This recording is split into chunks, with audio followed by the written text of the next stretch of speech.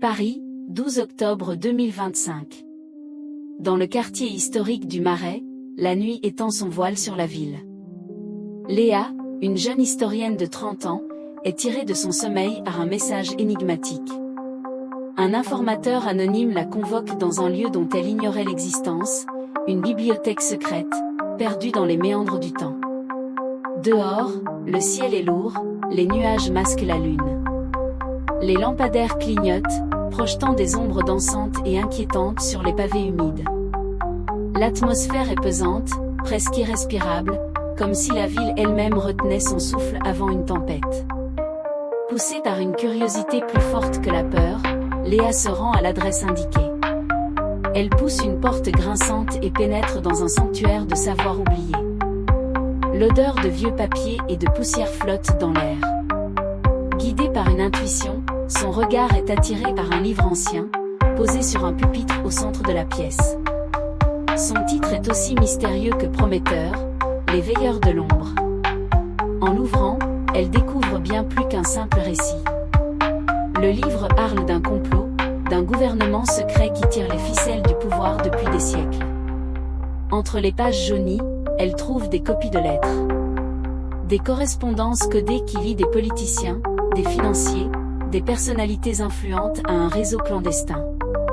Les symboles sont complexes, mais un mot revient sans cesse, écrit en clair, rassemblement. Et une date, le 12 octobre. Aujourd'hui même. Léa comprend que ce n'est pas une coïncidence.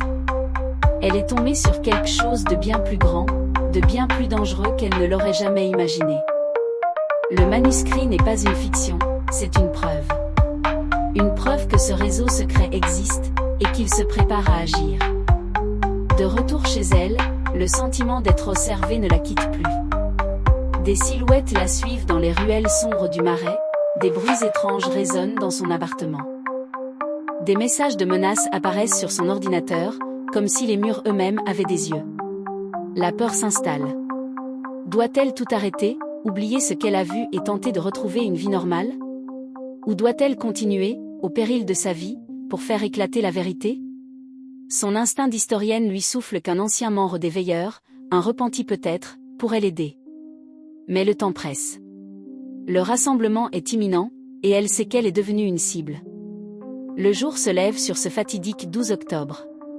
Forte des preuves qu'elle a rassemblées, Léa décide de jouer son va-tout. Elle se rend au lieu du rassemblement, un bâtiment anodin en apparence, mais qui cache en son sein le cœur du complot. Elle s'infiltre, le cœur battant, chaque couloir la rapprochant un peu plus du danger. Les pièces sont luxueuses mais l'ambiance est glaciale. Elle surprend des conversations, recueille des bribes d'informations qui confirment ses pires craintes. Les Veilleurs ne sont pas qu'un simple groupe d'influence, ils sont prêts à tout pour préserver leur pouvoir. Enfin, elle arrive dans une immense salle, plongée dans la pénombre. Seules quelques lampes vacillantes éclairent la scène. Au centre, un homme l'attend. Le leader des Veilleurs. Le face-à-face est inévitable.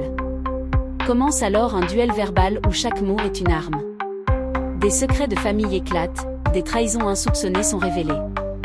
Léa découvre que son propre passé est lié à cette conspiration. Chaque révélation est un coup de poignard. Dans ce jeu d'ombre et de lumière, elle doit faire un choix. Un choix qui pourrait changer le cours de l'histoire, ou la condamner à disparaître à jamais. À vérité à un prix. Est-elle prête à le payer? Si vous aimez les thrillers haletants et les conspirations, abonnez-vous pour ne pas manquer la suite de cette histoire. Et dites-moi en commentaire ce que vous feriez à la place de Léa. Merci d'avoir regardé, et à très bientôt.